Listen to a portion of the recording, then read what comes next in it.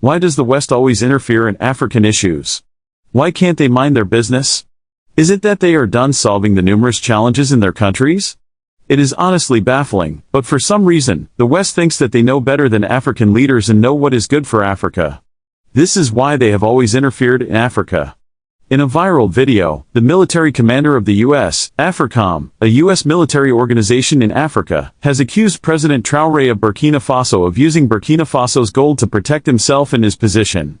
The U.S. commander made this accusation during a reading at the Congress, after Niger sent them packing from the country. The question is, why is the U.S. military so concerned with what Traoré is doing in Burkina Faso? Why can't the U.S. military mind its business? I can imagine a situation, though, in which the ruling elite of a country is receiving gratuities on the side, that in order to the benefit of the strongman leader and not to the people of the country. Does that sort of corruption and bribery go on with regard to the Belt and Road? Absolutely, Chairman. You know, I see this and I don't mind calling them out, but cabinets in Burkina Faso, you know, as they, know that both, you know, whether it's the, their gold reserves, that is, all those proceeds are just in exchange, to protect the Ha regime. Did you just hear the condescending tone used by this U.S. commander? We have always talked about how the West sees itself as superior to African countries. African leaders like Kenyan President Ruto have noted how Western leaders treat them poorly and regard them as inferior. The issue of the West feeling superior to Africans is the reason why they colonized Africa with the aim of supposedly showing Africans the so-called civilized life. It is the reason why, after colonialism ended, they have continued to interfere and meddle in African affairs. And now, they have turned their attention to President Traoré of Burkina Faso. As you heard in the video, the U.S. military commander of Africa, Langley, has accused President Traoré of using the country's abundant gold resources for his personal protection. According to Langley, Traoré is not using the gold for the people of Burkina Faso but for himself. He is selling Burkina Faso's gold to provide protection for himself and ensure that he remains in power. But for anyone who has been following Traoré since he came into power, you would know that this statement made by the U.S. military commander is utter nonsense. Before we proceed, here is a reminder to like this video, drop a comment, and subscribe to our channel so that you can get more videos like this. Now, someone who has not been following President Traoré and heard this man's statement would easily believe him. But do you think that the U.S. military commander is saying it from the goodness of his heart and because he cares for the people of Burkina Faso?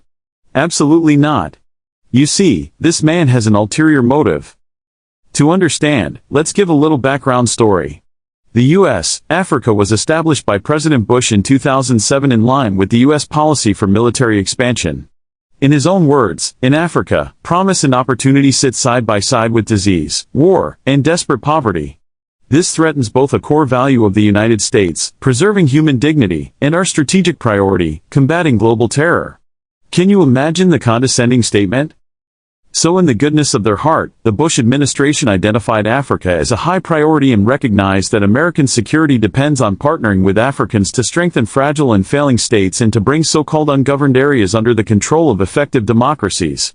While a lot of African states resisted the establishment of such an organization in their lands, the U.S. found a way to persuade some through threats and some with bribes. And that was how the U.S. AFRICOM was established. Under AFRICOM, the U.S. military bases in Africa expanded significantly.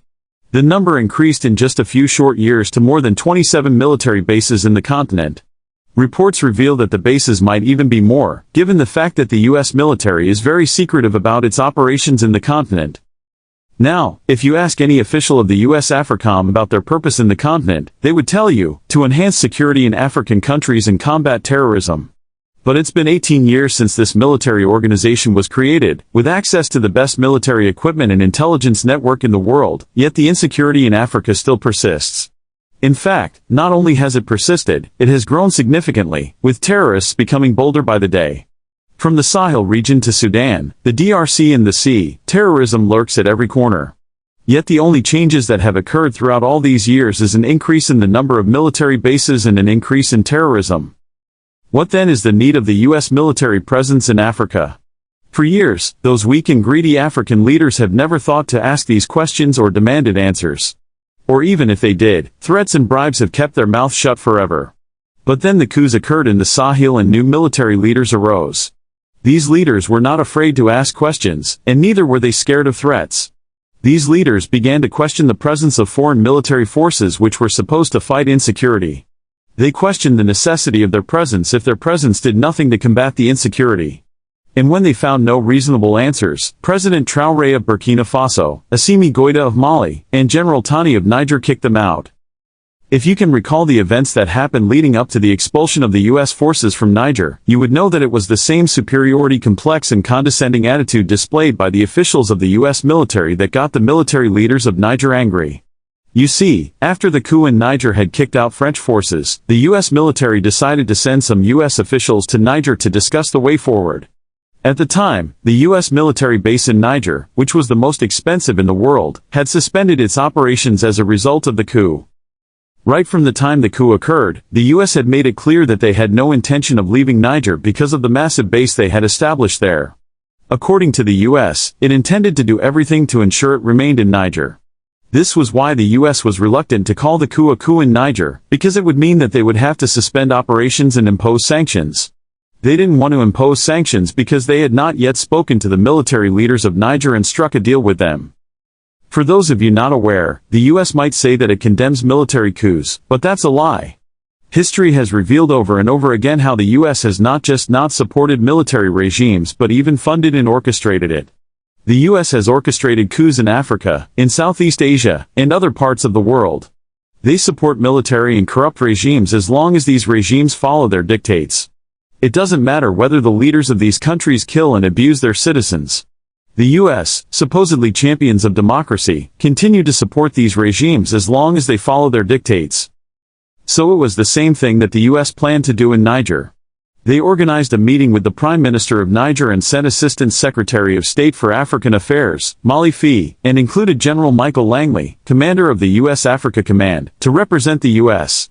Now during the meeting, the U.S. officials did what any U.S. official would do. They began to act superior and started to dictate the terms of the agreement.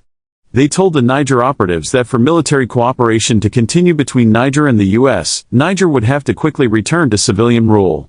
In addition to this, Niger would have to change its choice of bilateral partners and stop building relations with non-Western partners like Russia and Iran. We are pretty sure that the U.S. officials expected the military leaders of Niger to cower and heed to their demands, given the fact that it's the same tactics they have used all over the world. They probably thought that the military leader of Niger would agree because it would mean that his government has the backing of the U.S.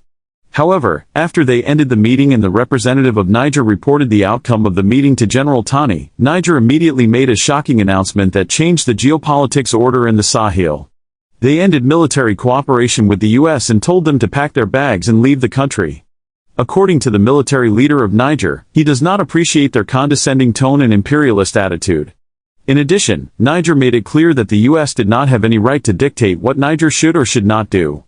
It was as simple as that. It was after this announcement was made to the world that the U.S. Congress arranged a meeting with the U.S. military to demand to know what was going on.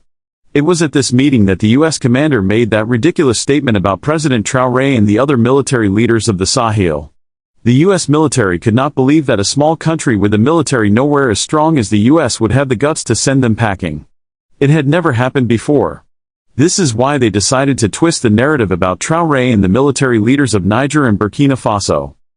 As you all know, President Traoré is generally regarded as the leader of the ICE Confederation as a result of his bold stance. While the military leaders of Niger and Mali are also bold, it was President Traoré that brought them to the spotlight with his bold and courageous speeches. This is why the U.S. AFRICOM commander specifically mentioned President Traoré. The idea is to cast a negative picture about the military leaders of the Sahel and brand them as power-loving leaders whose concern is not for the people but for themselves.